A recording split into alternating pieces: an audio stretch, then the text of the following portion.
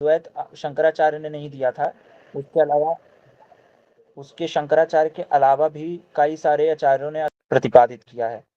जैसे नाथ संप्रदाय हैं तो भी अद्वैती हैं, काश्मीरी शैव हैं वो भी अद्वैती हैं, लेकिन हम शंकर अद्वैत को मानते हैं, है ना। शंकर अद्वैत के बारे में हम एक चीज होती है कि ब्रह्म सत्यम जगत मिथ्या जीवो ब्रह्मेव न परा। कोई आपसे पूछे कि अद्वैत वेदांत में तुमने क्या सीखा, तो कुछ मत कहिए, कहिए जगत सत्य, जगत मिथ्या और ब्रह्म सत्यम। ब्रह्म सत्यम जगत मिथ्या जीवो ब्रह्मेव न परा, ये एक लाइन रट लीजिए सब लोग। अद्वैत का यही मूलभूत सिद्धांत है और इसी में पूरा अद्वैत खत्म हो जाता है। जगत जो है मिथ्या है, मिथ्या माने सापेक्ष सत्य, अभी सत्य है लेकिन बाद में सत्य नहीं रहेगा आत्मज्ञान के बाद में, ठीक है। और ब्रह्म जो है सत्य है। सत्य का अर्थ क्या होता है, त्रिकालम बाधते इति सत्यम, जो त्रिकाल अबाध्य है, तीनों कालों में अबाध्य है, भूत वर्तमान भविष्य, उन तीनों में जो अबाध्य है उसे ही सत्य कहते हैं। ये अब देखिए, हम लोग बोलते हैं आत्मा आत्मा, दूसरी पॉइंट में बता रहा हूँ। ब्रह्म सत्यम जगत मिथ्या हमने समझ लिया। अब जीवो ब्रह्म है बना पड़ा कि जीव यानी जो हमारी जीव आत्मा है और ब्रह्म के अंदर कोई भेद नहीं है। भगवान भी गीता के 15वें अध्याय के अंदर कहते हैं ममाय वांसो जीव लोके जीव भूता सनातना मना षष्ठानि इंद्रियाणि प्रकृति स्थानी कर्षितम। भगवान गीता के अंदर कह रहे हैं कि ममाय वांसो जीव लोके, मेरे ही वंश के, मेरे ही रूप हैं। कौन? जीव लोक को जीव भूता सनातना, जितने इस लोक के अंदर, जीव लोक के अंदर जितने जीव हैं वो सब मेरे ही रूप हैं, लेकिन ये बंधन में है। क्यों क्यों बंधन में? भगवान उसका उत्तर देते हुए नीचे कहते हैं ममय वांसो जीव लोके जीव भूता सनातना मन षष्ठानि इंद्रियाणि प्रकृति स्थानी कर्षितम। मन और इंद्रियों के कारण ये बंधन के अंदर फंसा हुआ है। अमृत बिंदु उपनिषद पढ़ते हैं तो उसके अंदर बताया गया मने मनुष्याणाम मोक्षम बंधन कारणम, कि मोक्ष और बंधन का जो कारण है वो मन है। बंधन भी तुमको मन से ही होगा और मोक्ष भी तुम्हारा मन से ही होगा, ये कहा जाता है। तो दूसरा, आपको अगर कोई चीज पूछे और क्या अद्वैत के अंदर है, तो आत्मा और जीव आत्मा का भेद आपको पता होना चाहिए। आत्मा जो हम लोग एक कह देते हैं कि आत्मा शरीर के अंदर रहती है, तो ऐसा नहीं है। आत्मा जो है सर्वव्यापक है, मेरे पास भी आत्मा है, आत्मा वही आत्मा, ऐसा भी नहीं है कि आत्मा एक दो अलग अलग है, नहीं, एक ही आत्मा है और वो सबके अंदर है। जैसे आप नदी के अंदर 100 लोग खड़े हो जाएं समुद्र में, तो समुद्र का जल जो है आप में भी है और जो आपके बगल वाला खड़ा है वही, उसके पास भी वही जल है, लेकिन दोनों अलग अलग हैं। उसी तरीके से मैं और रोहित जी और प्रदीप जी और रमन जी, सब मनुष्य तो अलग अलग हैं, लेकिन जो आत्मा है उनकी वो एक है। तो कौन सी आत्मा बाहर जाती है? कहते हैं ना मरने के बाद विशांसी जरणानी यथा विया नवानी गृणाति नरो प्राणी तथा शरणानी जन्याति संयाई देही। भगवान गीता के अंदर कह रहे हैं जब हम मृत्यु को प्राप्त होते हैं तो हमारी जीव आत्मा, जैसे हम लोग पुराने वस्त्र को त्याग करके नया वस्त्र ग्रहण करते हैं, वैसे हमारी जीव आत्मा पुराने शरीर को त्याग करके नई शरीर धारण करती है। तो वहां पर जीव आत्मा है, वहां पर आत्मा नहीं है। लोग कहते हैं कि आत्मा एक शरीर को छोड़ करके दूसरी शरीर धारण करती है, ऐसा नहीं है। जीव आत्मा, आत्मा के अंदर भेद है, आत्मा एक है, जीव अलग अलग है। हर शरीर में अलग अलग जीव रहता है, और वो जीव क्या है? तो बोले आत्मा का ही प्रतिबिंब है। तो इसको समझाते हुए मैंने समझाया था प्रतिबिंबवाद को, जिसको याद होगा। प्रतिबिंबवाद क्या कहता है? जैसे सूर्य है ऊपर और नीचे 10 घड़े में पानी भर दिया जाए तो वही सूर्य का जो चमक है, सूर्य का जो प्रतिबिंब है वो 10 घड़ों के अंदर बनेगा। तो सूर्य तो एक है लेकिन परछाई उसकी अलग अलग बन गई, सैकड़ों बन गई, करोड़ बन गई। उसी तरीके से आत्मा तो एक है लेकिन वही आत्मा का प्रतिबिंब, रिफ्लेक्शन होता है अलग अलग शरीरों में, तो उसे हम जीव कह देते हैं। ये बात है। और वो होता क्यों है ना, वो होता है माया के कारण। हमने जगत का भी स्वरूप देखा था, जगत क्या है क्या नहीं। तो जगत का स्वरूप हमने ये देखा था कि जो जगत है वो तो मिथ्या है। फिर लोग कहते हैं, एक प्रश्न उठता है लोगों के मन में, अगर सब मिथ्या ही है तो ये जगत बना क्यों? जगत तो हमें सत्य प्रतीत होता है, लेकिन ये बना क्यों? तो हम कहते हैं माया के कारण। अब ये प्रश्न उठता है, माया को क्या ब्रह्म ने बनाया? माया कहाँ से आई? ब्रह्म ने माया को बनाया था? तो हम कहते नहीं, ब्रह्म को माया ने नहीं बनाया था। व्यवहार के अंदर माया नित्य है, लेकिन कहे कि व्यवहार कैसे बना? तो ये अजातवाद कहता है कि व्यवहार कभी बना ही नहीं था।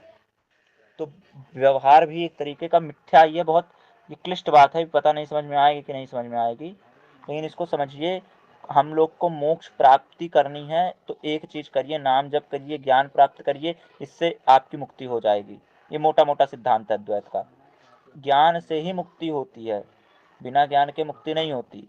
लेकिन ज्ञान प्राप्त करने पर अगर भक्ति नहीं रहेगी जीवन में तो ज्ञानाभिमान आ जाएगा। ज्ञानाभिमान से फिर आप उतर जाएंगे, गिर जाएंगे, फिर आपको मुक्ति नहीं प्राप्त हो पाएगी। इसलिए भक्ति भी रहना जरूरी है कि मुझे जो ज्ञान मिल रहा है देवताओं की कृपा से मिल रहा है। इस तरीके का भाव रख करके जब ज्ञान लिया जाता है तब वो फायदा करता है। अच्छा, अद्वैत का जो क्लासेस थे वो खत्म हो चुके हैं। अगर किसी को कोई भी प्रश्न इतने कक्षा में आए हैं तो कर सकते हैं, ठीक है। फिर मैं आपको बताऊंगा कि मैं कुछ दिनों तक ही बंद रहेगी कक्षा, मतलब हो सकता है 3-4 महीने 5 महीने तक। उसके बाद आप लोगों को मैं कुछ दूंगा बुक्स, ठीक है, कुछ चीज़ें लिख के दूंगा, वो आपको पढ़ना है इतने समय में। ज़्यादा नहीं, 10-10 पन्ने रोज़ पढ़ेंगे, 15 से 20 मिनट। उसके बाद 6 से 7 महीने बाद आप एकदम वेल ट्रेंड हो जाएंगे। फिर मैं आऊँगा 5 से 6 महीने बाद कक्षा चालू होगी, तो बहुत डिटेल्ड में एक एक चीज़ की क्लासेस ली जाएंगी। एक एक उपनिषद पढ़ाया जाएगा, एक एक प्रकरण ग्रंथ खोला जाएगा, है ना। सब चीज़ एकदम बढ़िया से डिस्कशन होगा। चलिए, विवेक जी का कोई प्रश्न है? विवेक जी, आप प्रश्न कर सकते हैं खोल के। नमो नारायण गुरुदेव। नमो नारायण। गुरुदेव, जहाँ तक मेरी जानकारी है, जहाँ तक जो मैंने पढ़ा है, अद्वैत सिद्धांत जो आपने लिखा वो हेडिंग लेके पहली बार मैं ग्रुप में आया, आज इस प्रोग्राम जो आपका कक्षा है इसमें आया मैं।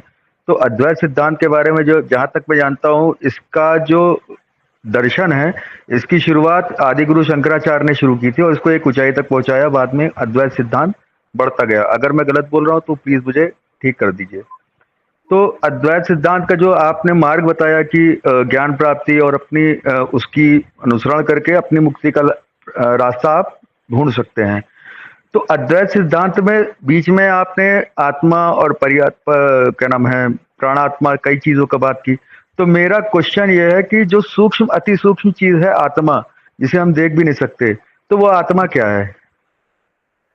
आत्मा, हाँ, मैं पहली चीज, आपने दो चीजें रखी कि भगवान शंकराचार्य ने अद्वैत की स्थापना की थी, ऐसा नहीं है। उनके, हमारी जो परंपरा चलती है अद्वैत की, वो भगवान नारायण से चालू होती है, ठीक है। नहीं, मेरे कहने का मतलब है उसको बढ़ाया उन्होंने आगे। वो भी मैं बता रहा हूँ, सुनिए। आदि गुरु शंकराचार्य ने बढ़ाया, वो ठीक है।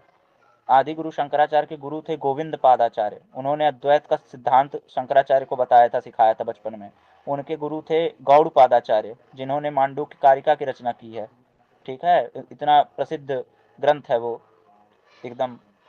तो ये कहना कि शंकराचार्य के पहले अद्वैत नहीं था, ऐसा नहीं है, क्योंकि हमारी तो पूर्व परंपरा ही भगवान नारायण से चालू होती है। भगवान नारायण ब्रह्मा, उसके बाद में हमारे वशिष्ठ जी, पराशर जी, शक्ति जी, वेदव्यास जी, सुखदेव जी, फिर गौड़ पादाचार्य, गोविंद पादाचार्य, आदि शंकराचार्य। अभी पूरी पीठ में 145वें जगत गुरु बैठे हैं शंकराचार्य जी भगवान। तो 145, हमारी कम से कम 2 अरब साल की गुरु परंपरा, इतनी पुरानी हमारी गुरु परंपरा है। दूसरा, जो आपने प्रश्न किया कि आत्मा क्या है, उसका उत्तर दे देता हूँ। आत्मा ही ब्रह्म है। ब्रह्म और आत्मा में कोई भेद नहीं है, बस इतना मोटा मोटा समझिए। हम लोग जिसको ब्रह्म ब्रह्म आत्मा आत्मा कहते हैं, उसे ब्रह्म कहना चालू कर दीजिए, और जिसको आप लोग आत्मा आत्मा कहते हैं व्यवहार में, उसे जीव आत्मा कहना चालू कर दीजिए, है ना। ये छोटा सा अंतर है अद्वैत के अंदर। बाकी सब जो बोलते हैं दूसरे मतों के अंदर, जैसे रामानुजाचार्य हो गए, या वल्लभाचार्य, निम्बारकाचार्य, तत्ववादी जो हो गए, मध्वाचार्य, ये आत्मा को जीव ही मानते हैं, लेकिन हम आत्मा को ब्रह्म मानते हैं। ये लोग क्या करते हैं, ब्रह्म और आत्मा का कभी एक नहीं हो सकते, ऐसा कहते हैं लोग। जिसमें द्वैतवादी जो हैं, जो भी द्वैतवादी हैं, वो कभी कहते हैं हम ईश्वर नहीं बन सकते। लेकिन हमारा यही सिद्धांत है कि जीवो ब्रह्म है वना परः। आप ब्रह्म ज्ञानावली माला पढ़ेंगे तो उसके अंदर शंकराचार्य जी इसको समझाते हैं, ठीक है। अब कोई और प्रश्न है तो भी पूछ लीजिए विवेक जी। जी, मेरा प्रश्न तो एक प्रश्न ही, एक स्पष्टीकरण है, एक प्रश्न है। स्पष्टीकरण ये है कि आपने जो कहा, मतलब मैं आपके मत से सहमत हूँ कि आदि गुरु शंकराचार्य उसके जन्मदाता नहीं थे, वो पहले से ही चल रहा था। बट मेरा कहने का है, जो आम जनमानस है, उन लोगों में इतना ये सिद्धांतवाद, जो अद्वैत सिद्धांत था, ये उतना फला फूला नहीं था। जो मेरा मतलब जो मैं अभी तक पाया हूँ, अगर कुछ ऐसा आपको लगता है कि पहले भी इसका आम लोग इसको जानते थे या उसका अनुसरण करते थे, तो कृपया हमें बता दीजिएगा। दूसरी चीज, मेरा प्रश्न ये था कि एक सिद्धांत और चला था, ये इनका जो अशोक काल में चला था, इनका अविनशी का करके था, नाम उसका मैं याद नहीं पा रहा हूँ, वो खत्म हो गया था। उनका भी एक सिद्धांत था, वो थोड़ा अलग था, तो उसमें और अद्वैत में क्या अंतर है, ये जानना चाहता था। आप कौन से सिद्धांत की बात कर रहे हैं, नाम स्पष्ट कीजिए तब हम बता सकते हैं। अविंशकी ऐसे कुछ था, मैं गूगल करके आपको मैसेज कर दूंगा पर्सनल। हाँ तो आप कर दीजिएगा, फिर बता देंगे। देखिए, अद्वैत सिद्धांत मोटा मोटा बहुत अद्वैत सिद्धांत है। तंत्र के अंदर तीन तरीके के ग्रंथ मिलते हैं हम लोगों को। एक होता है भैरव शास्त्र, एक होता है रुद्र शास्त्र, एक होता है शिव शास्त्र। तो भैरव शास्त्र जैसे विज्ञान भैरव तंत्र हो गया, या कोई भी ऐसे भैरव के जो शास्त्र होते हैं उसके अंदर अद्वैत प्रतिपादित होता है। ठीक है। और त्रिक संप्रदाय अद्वैतवादी है। ठीक है, जिसके अंदर काश्मीरी शैव वगैरह आते हैं। तो ये सब अद्वैती ही हैं, एक ही सत्ता स्वीकार करते हैं। लेकिन कहीं ना कहीं बीच बीच में गड़बड़ होती है। हम लोग कैवल्य अद्वैती हैं। कोई आदित्य अद्वैती होगा, है ना, कोई नाथ अद्वैती होगा, तो उसमें सब में अंतर होता है। ठीक है, तो आप मुझको भेज दीजिएगा, मैं बता दूंगा आपको क्या अंतर है, अगर मेरे ज्ञान में होगा तो वो चीज़, नहीं होगा तो क्या ही कर सकते हैं। चलिए, आज हमारा जो अद्वैत है मोटा मोटा खत्म हो चुका है। वैसे अद्वैत जीवन भर लगा के पढ़ेंगे तब भी नहीं खत्म होगा। ठीक है, हम भी अभी पढ़ ही रहे हैं। लेकिन मोटा मोटा जो अब आप है कि ना, संक्षिप्त परिचय कह सकते हैं उसे, उससे आप अब सीख चुके हैं। अब मैं थोड़ा परंपरागत थोड़ी बातें बताना चाहूँगा आप लोगों को, इससे ध्यान रखना। एक चीज़ है, हम हमेशा गाया करते हैं जब हम लोग अद्वैत पढ़ते हैं ना शुरू में। जैसे मैंने तो नहीं पढ़ाया, जब अगली बार हमारी कक्षा होगी 5-6 महीने बाद, हम कहेंगे फिर से एक बार महाराज जी से, है ना, सतीश जी से आग्रह करेंगे कि हमें कक्षा लेने के मौका दें। तब हम एक एक उपनिषद को, एक एक प्रकरण ग्रंथ को खोल खोल के बढ़िया से पढ़ाएंगे। अभी संक्षिप्त परिचय ले लीजिए। तो हम लोग एक किताब लिखी थी आदि गुरु शंकराचार्य ने, एक प्रकरण ग्रंथ है साधना पंचकम करके, है ना। उसके अंदर 5, क्या नाम है, पद हैं, और एक पद में 4 लाइन है, और हर लाइन के अंदर 2 जो है साधनाएं बताई गई हैं, यानी टोटल 40 साधनाएं हैं। वो चालू होता है वेदो नित्यम विधीयताम से, और खत्म होता है अथ पर ब्रह्मात्मना स्थीयताम। तो जो है ना, अद्वैत की पूरी सीढ़ी यही है कि वेदो नित्यम विधीयताम, वेद का नित्य अध्ययन करो। वेद मतलब विद्या, ग्रंथ की बात नहीं हो रही। विद्या का नित्य ग्रहण करो, एक दिन भी ना छूटे। जब रोज ज्ञान प्राप्त होता है तो आप ज्ञानी बनते बनते आपकी एक ऐसी स्थिति बनती है कि अत पर ब्रह्मात्मा स्थियताम, आप पर ब्रह्म में स्थित हो जाते हो, अपने स्वरूप में स्थित हो जाते हो। तो 40 साधनाओं में से यही है साधना, कि खुद को, क्या नाम है, अब ब्रह्म स्वरूप कैसे बनाना है। हम तो ब्रह्म हैं ही। ये मत कहना, ये मत सोचना कोई कि ब्रह्म हमको बनना है ना। हम ही ब्रह्म है, हमारी आत्मा ही ब्रह्म है। ब्रह्म और मुझ में कोई अंतर नहीं है, इतना समझना हमको। ऐसा नहीं कि ब्रह्म कोई और है, मैं कोई और हूँ, मरने के बाद मैं और ब्रह्म एक हो जाएंगे, ऐसा नहीं है।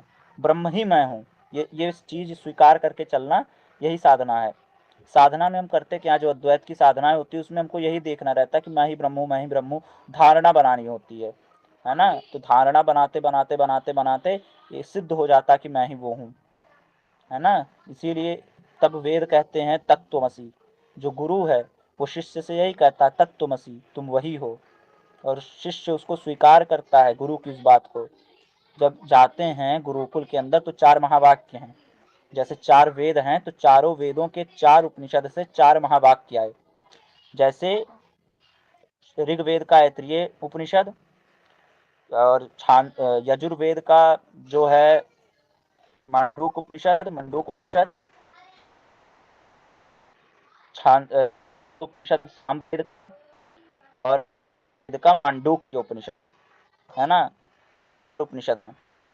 तो पहले जो शिष्य को कहता था, उपनिषद पढ़ेंगे तो श्वेत केतु के गुरु थे, उन्होंने श्वेत केतु से कहा तत्त्वमसि, तुम वही हो। श्वेत केतु मुख से कि मेरे गुरु तो नहीं बोलेंगे, है ना, तो बोलने वाले नहीं है। तो उन्होंने उस चीज को ग्रहण किया। आपकी आवाज कट रही है गुरुदेव। हेलो हेलो, नेटवर्क आवाज आ इशू है, रही है? आवाज कट रही है, कट कट के आ रही है। लीव करके ज्वाइन करिए फिर से।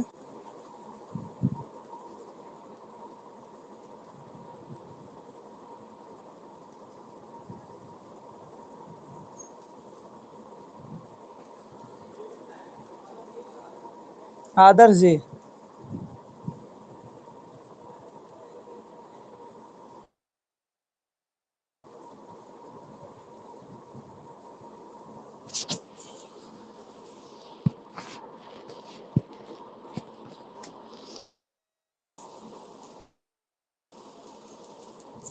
बोलिए बोलिए।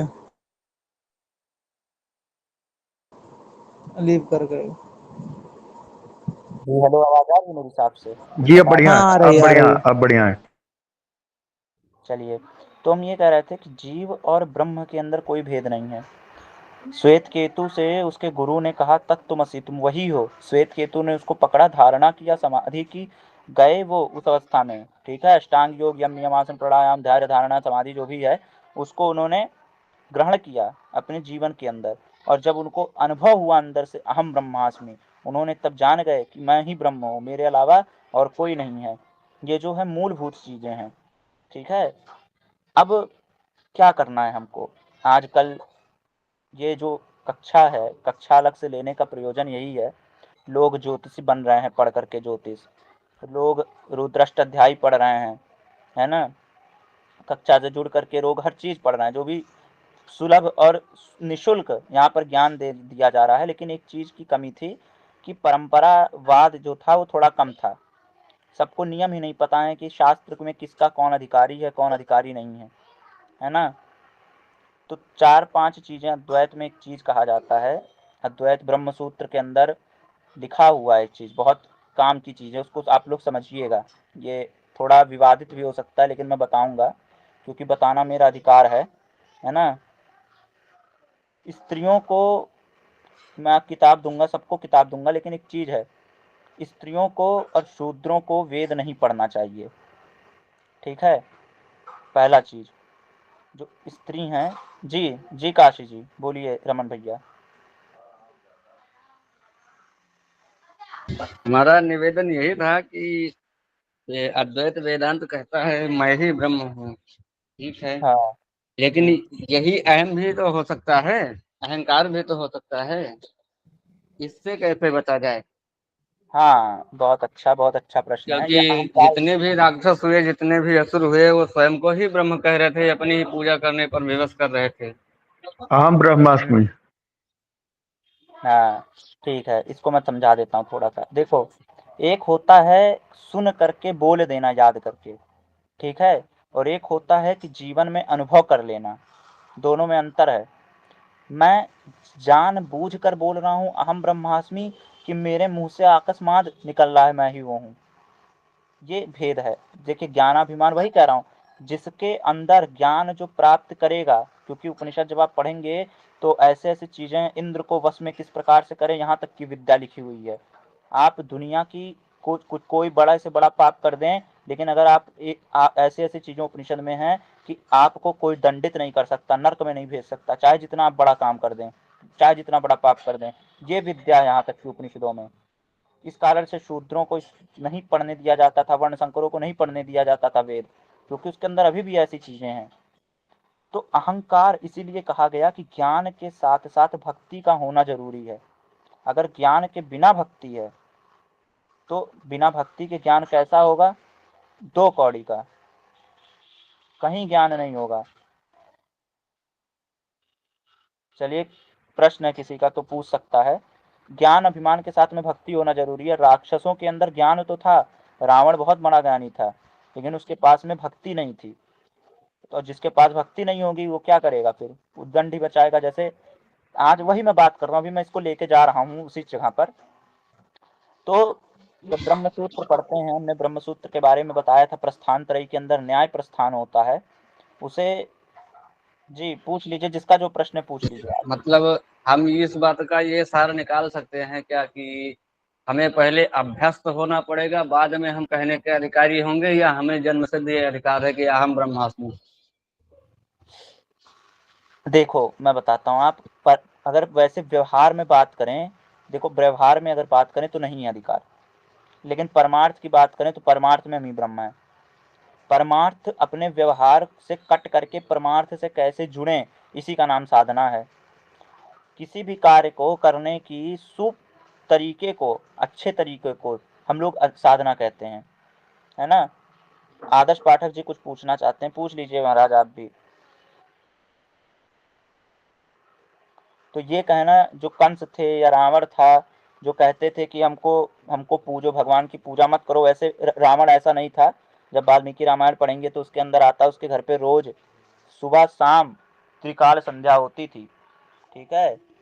और वहाँ के सब लोग, जैसा देश वैसा भेष, जैसा राजा वैसी प्रजा, वहाँ पे राक्षस लोग तीनों समय संध्या करते थे। आजकल के पंडितों से बढ़िया तो रावण था, राक्षस थे वहाँ के, कम से कम 3 टाइम संध्या वंदन करते थे। आज कितने ब्राह्मण 3 टाइम संध्या वंदन कर रहे हैं? ये प्रश्न उठता है। जो 3 दिन तक संध्या वंदन जो ना करे, जिसका यज्ञोपवीत संस्कार हो गया है, और 3 दिन लगातार अगर संध्या वंदन नहीं करता, तो भगवान मनु कह रहे हैं मनुस्मृति के अंदर, वो पतित है, उसका छुआ पानी नहीं पीना चाहिए। ब्राह्मणों को ऐसे घर पे बुलाना नहीं चाहिए, ऐसे ब्राह्मणों को, ऐसे ब्राह्मणों से किसी अपनी बेटी की शादी नहीं करानी चाहिए। लेकिन आज मान कौन रहा है? अच्छा, देखते हैं स्त्रियां यज्ञोपवीत कर रही हैं गायत्री परिवार में जा करके। उसके बाद एक परिवार बन गया है आर्य समाज, वहां पर जा करके यज्ञोपवीत जनेऊ धारण कर रही हैं स्त्रियां। नहीं अधिकार, वेद तो डायरेक्ट मना कर रहे हैं। वेद कहता है मुंडकोपनिषद के अंदर में कि तेषाम ऐर्वत ब्रह्म विद्याम वदेत शिरोव्रत विधिवत यस्तु चारणाम। वेद कह रहा है 3.2.10 कि जिसका यज्ञोपवीत संस्कार होता है, जो संस्कार जिसको हो जाता है, उसी को वेद ग्रहण करने की वो है, वेद वही ग्रहण कर सकता है। और ब्रह्मसूत्र कहता है संस्कार परामर्श तद्भाव विलाप्च, चुपचाप कहता है कि शूद्र को उपनयन का अधिकार है ही नहीं, शूद्र नहीं करा सकता अपना यज्ञोपवीत। शूद्र तक किस प्रकार से ज्ञान प्राप्त करे? तो कहे शूद्रों को उपनिषद अगर पढ़ना है, उपनिषद का ज्ञान चाहिए, तो उपनिषद के मंत्र ना पढ़े, आचार्यों ने जो भाष्य किया है वो भाष्य पढ़ के ज्ञान प्राप्त करे। जैसे संस्कृत के जो मंत्र है उसे ना पढ़े, अंग्रेजी में हिंदी में जो उसका अर्थ किया गया, ट्रांसलेशन की गई है, उसे पढ़ सकते हैं। क्योंकि मंत्र को सहने की क्षमता हर उसमें नहीं होती। आज शूद्र भी यज्ञोपवीत करा रहे हैं जा करके, ऐसी ऐसी संस्थान बन चुकी है जो शूद्रों की यज्ञोपवीत करा रही हैं। तो शूद्र उसके लायक नहीं है भाई, वो रस्सी का धागा ही है वो, बस उसमें कोई बल नहीं रहेगा। एक होता है जब ब्रह्मा जी ने दिया, बांध दिया हनुमान जी को, तो हनुमान जी उसकी रक्षा के लिए अपने यज्ञोपवीत को नहीं तोड़े कि यज्ञोपवीत टूट जाएगा। एक ये यज्ञोपवीत की महिमा होती है। दक्षिण के ब्राह्मणों पर जब विदेशियों ने, मलिक्षों ने हमला किया, तो उसको अपने हाथ में लगा करके यज्ञोपवीत, उसके ऊपर जल छिड़क दिया जिन लोगों के ऊपर, वो भस्म हो गए। यहाँ तक की आती हैं चीज, जितने त्रिकाल संध्या करने वाले लोग थे। लेकिन आज उतना हो नहीं रहा है। इस्कॉन जैसी संस्था से लोग जुड़ रहे हैं, हरे कृष्णा कर रहे हैं, विदेशी पैसा जा रही है। अधिकार है। मोदी जी ने राम मंदिर की प्राण प्रतिष्ठा की, क्या अधिकार था मोदी जी को कि गर्भगृह में घुसे? ब्राह्मण के अलावा किसी गर्भगृह में नहीं घुसना चाहिए किसी को, ये नियम है। यहाँ तक कि लिखा हुआ है शास्त्रों में, मनुस्मृति के अंदर, कि जो जो फल जो मंदिर के अंदर जा करके ब्राह्मण माला करके यज्ञ करके जो फल प्राप्त करता है, शूद्र केवल मंदिर के झंडे को देख करके वो फल प्राप्त कर देते हैं। जब इतना आसान लिए कर दी, तुम्हारा उद्देश्य जन्म लेना है, मुक्ति पाना है, कि यहाँ पर कर्मकांड घुसे रहना है, तो लोग कहेंगे नहीं, हमको कर्मकांड में घुसे रहना है। हाँ काशी, बोलिए रमन भैया, क्या प्रश्न है? वो इस पर हमारा एक संशय है कि हमने कई आचार्यों से, कथा वाचकों से हमने सुना है कि राजा में इंद्र का अंश होता है। तो जैसे सही है। नरेंद्र मोदी राज पद पर प्रतिष्ठित हैं, तो क्या उनमें इंद्र का अंश होने की वजह से वह जाने के अधिकारी नहीं थे? नहीं होते, ये डायरेक्ट है। देखिए, केवल इसको आप सतीश जी से भी पूछिएगा, बताएंगे बढ़िया से। मैं केवल कुछ बोलूं क्या ब्राह्मण ही, आदर जी? जी बोलिए, बोल दीजिए। राजा जो है, राजा ही देवता होता है। राजा राजा विष्णु स्वरूप होता है। ये बात भागवत के अंदर लिखी हुई है। लेकिन ये किसका हुआ, किसकी बात कौन बोल रहा है? एक राजा ने बोला है कि राजा विष्णु के बराबर होता है। और उस राजा का क्या हाल किया ऋषियों ने जोर से हुंकार किया, हुम, और राजा वहीं गिर पड़ा। ये कथा है, ये हम उस दिन सुना रहे थे रात को। ठीक है, तो ये जो वाक्य है शास्त्र का कि राजा जो है, संस्कृत में बोल दिया कि राजा विष्णु तुल्य होता है। बट पूछो कि ये बात किसने बोला है और जिसने बोला उसके साथ किया क्या गया, ये कोई नहीं सोचता। ठीक है, दूसरी बात, अगर इस बात को मान भी लें कि चलो राजा विष्णु तुल्य होता है, तो बात ये है कि राजा का लक्षण क्या है, राजा की परिभाषा क्या है? तो राजा की परिभाषा जो राजनीति करे। राजनीति का अर्थ क्या होता है कि जो नीति के आधार पे, नीति आधारेण राज्यम, जो नीति के आधार पे राज करे, मतलब वो राजनीति कर रहा है। नीति मतलब शास्त्र, जो वेद शास्त्र के आधार पे भगवान राम के पूर्वज महाराज मनु द्वारा लिखे गए मनुस्मृति के आधार पे राज्य करे, वही राजा है। किसी मनुष्य द्वारा, अंबेडकर इत्यादि द्वारा लिखे गए मानवीय संविधान के आधार पे, मलिक संविधान के आधार पर जो राज करे, उसे राजा नहीं कहते, उसे कब्जेदार कह सकते हो। ठीक है, आपका देश अभी गुलाम है, ये मानना चाहिए। क्योंकि जब तक मनुस्मृति जो है संविधान ना हो, तब तक जो अपने आप को हिंदू कहता है, जब तक जो अपने आप को हिंदू कहता है, चलिए वो अभी नहीं के मान लिए सकता अपने आप को आजाद। ये बात जो है मैं भी बता देता हूँ। ये तो भागवत का इन्होंने कहा, वो ठीक है, एक वेद में भी आता है। ठीक है, मंत्र आता है वेद का, जिसमें पूज्य करने के लिए बताया गया है राजा को, जो चमड़ी का काम करते हैं उनको, जो रथकार होते हैं उनको, यजुर्वेद के अंदर। तो ये मंत्र आता है, यजुर्वेद या अथर्ववेद दोनों के अंदर है, मुझे देखना पड़ेगा, आती है मंत्र। तो उसका मूलभूत चीज यही है कि जो राजा होता है उसे नीति के तहत काम करना पड़ेगा। नीति यानी मनुस्मृति, पराशर स्मृति, याज्ञवल्क्य स्मृति, जो भी स्मृति, पराशर स्मृति, इन सब के आधार पर जो काम करता है वो राजा होता है। हर कोई राजा थोड़ी हो जाएगा। ये लोग कब्जा करके बैठे हैं, मोदी राजा थोड़ी है, मोदी राजा नहीं है। और बात रही पद की और शरीर की, दोनों में भेद है, भेद है दोनों में। जैसे आजकल के तथाकथित जो शिक्षक हैं वो कभी गुरु नहीं बन सकते, गुरु की अलग ही परिभाषा है। टीचर और गुरु को एक नहीं समझा जाता है, अलग हैं दोनों। गुरु वो होता है जो हमको अंधकार से प्रकाश की ओर लेके जाए। अंधकार मतलब ये जो व्यवहारिक जगत है, और प्रकाश मतलब जो परमार्थ का जगत है ना, परमार्थ में जो हमको इस देह से छुड़ा करके मुक्त कर दे, वही राजा है, वही गुरु है। और ऐसे राजा होने चाहिए। नहीं है अधिकार, बिल्कुल नहीं है। वहां पर राम जी नहीं बैठे हैं, वहां पर पौंड्रक बैठा हुआ है। जैसे पौंड्रक भगवान का रूप लेता था, उसके पास में वो हर चीज थी। पौंड्रक के पास में गदा भी था, चक्र भी था, सुदर्शन जैसा कुछ था, उसके पास हर चीज थी, माया भी था वो, लेकिन वो पौंड्रक था, कृष्ण नहीं था। उसी तरीके से जो बैठा है राम जन्मभूमि में, वो पौंड्रक है भगवान के रूप में, वो राम नहीं है। राम वो राम थे जो तपस्या कर रहे थे, जिनको एक छोटी सी झुग्गी के अंदर बैठाया गया था जब बाबरी मस्जिद नहीं बनी, वो बाबरी मस्जिद को नहीं तोड़ा गया था, जहाँ पर पूजा होती थी अयोध्या में। कहाँ पूजा होती थी? एक झोपड़े के अंदर रामलला बैठे थे। सारा संघर्ष उन्होंने सहा। और जब हो गया राम मंदिर, जब बना, तो उनको हटा करके एक बड़ी सी मूर्ति बनवा दी गई शालिग्राम की। हर शालिग्राम हर पत्थर में शालिग्राम के भगवान वास करेंगे, ऐसा थोड़ी है। प्राण प्रतिष्ठा गलत हुई है, इसी कारण हमारे शंकराचार्य जी, कोई शंकराचार्य नहीं गए प्राण प्रतिष्ठा के अंदर, जबकि सबसे ज्यादा योगदान राम मंदिर बनवाने में शंकराचार्य का था। गुरुदेव, राम भद्रा पूरी यहाँ पे एक गुरुदेव, जी एक एक मेरा यहाँ पे एक, मतलब अब रोक रहा हूँ क्योंकि एक संशय है मेरे दिमाग में। बोलिए। जो जो जहाँ तक मैं जानता हूँ, शंकराचार्य कभी भी प्राण प्रतिष्ठा नहीं कराते हैं। वो आशीर्वाद देते हैं। अगर कोई शंकराचार्य हो गया तो सन्यासी हो गया। सन्यासी जो मंदिर और परिवार से बहुत दूर रहता है, जो छड़ावा है। तो शंकराचार्य अगर ना भी आते तो भी कोई फर्क नहीं पड़ना था। आपके इस मत का मेरा यही उत्तर है। नहीं, शंकराचार्य ठीक है, शंकराचार्य सन्यासी हैं, ऐसा नहीं, वो मंदिर से दूर नहीं रहते, मंदिर में जाते हैं वो। ठीक है, पूरा जगन्नाथ मंदिर शंकराचार्य के कंट्रोल में है। ठीक है, तो मैं बता दूं कि जाने मंदिर की प्राण प्रतिष्ठा मैंने कहा भी नहीं कि शंकराचार्य करेंगे, लेकिन किसी ब्राह्मण को करवाना था। एक शूद्र नहीं करा सकता प्राण प्रतिष्ठा। ये मंत्र भाई आगम के अंदर डायरेक्ट लिखा हुआ है। देखिए मैं दिखा भी देता हूँ आपको।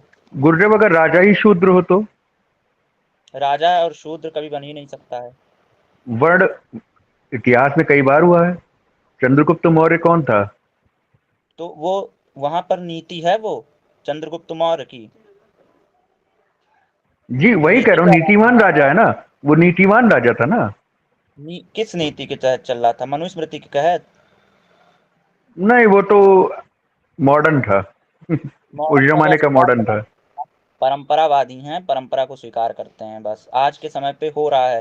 आज के समय पे राजा बन रहे हैं। मोदी कौन है? राजा बन गया, लेकिन उससे थोड़ी कुछ हो गया, उससे परंपरा थोड़ी चली जा रही है। परंपरा का अलग मत है, हम परंपरावादी हैं।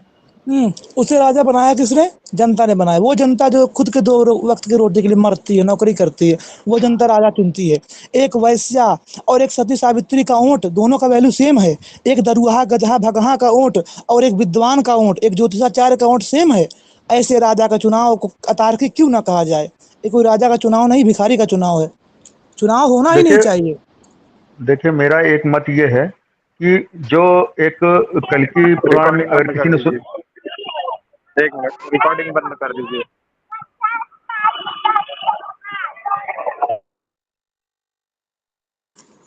जब तक राजा सिर्फ